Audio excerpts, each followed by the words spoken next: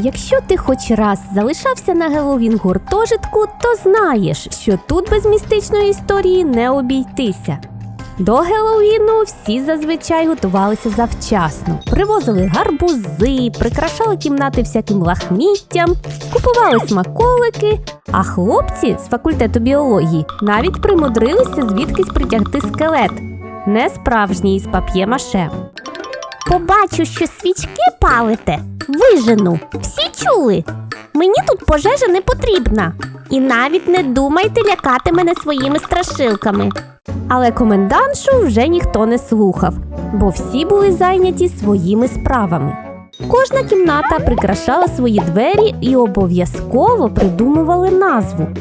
На моєму поверсі здебільшого жили дівчата, і назви були такі: «Солодка магія», «Конотопські відьми», «Зачаровані».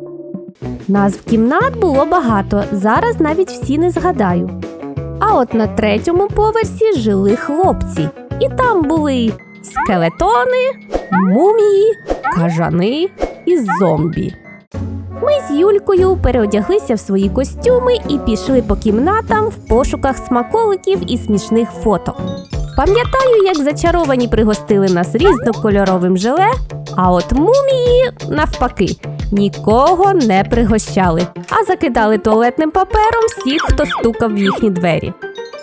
Але одна кімната під номером 319 була зовсім не прикрашена.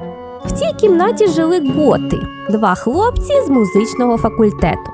Вони і без Геловіну виглядали доволі моторошно. Постійно ходили похмурі, в чорному одязі і всі в татухах. А чому вони двері не прикрасили? Та вони ж казали, що на Геловін додому поїдуть. Ти що, з ними спілкуєшся? Ну, буває. Ну, як нема нікого, то пішли далі. Ми обійшли всі кімнати на 3-му поверсі і, повертаючись назад, бачимо, як за дверима 319-ї кімнати щось дуже яскраво світиться синьо-зеленим кольором. Ти ж казав, що вони додому поїхали.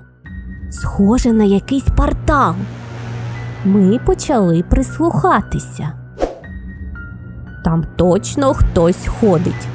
Ти краще відійди від дверей, а то раптом зараз Майк Вазовський з них вискочить.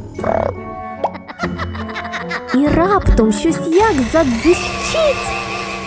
Ми злякалися і втікли. І ви думаєте, на цьому все? Ні. Через декілька хвилин ми знову повернулися, бо нам же цікаво було дізнатися, що там за тими дверима. Тим паче, що нам боятися? З нами ж мумія. Він постукав у двері і...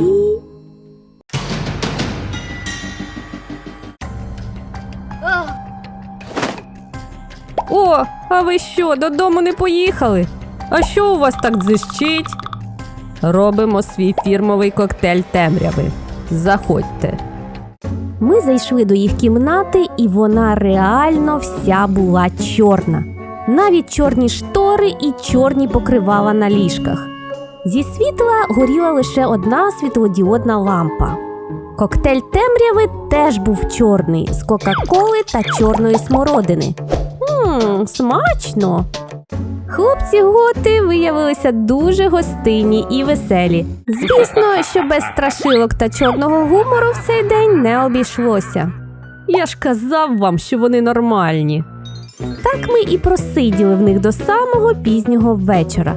А коли повернулися до своєї кімнати... Де ви так довго були? Ми вас вже загубили.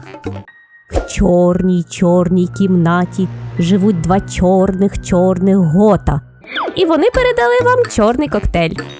З того дня ми почали дружити з хлопцями з музичного факультету та ще не раз влаштовували спільні паті.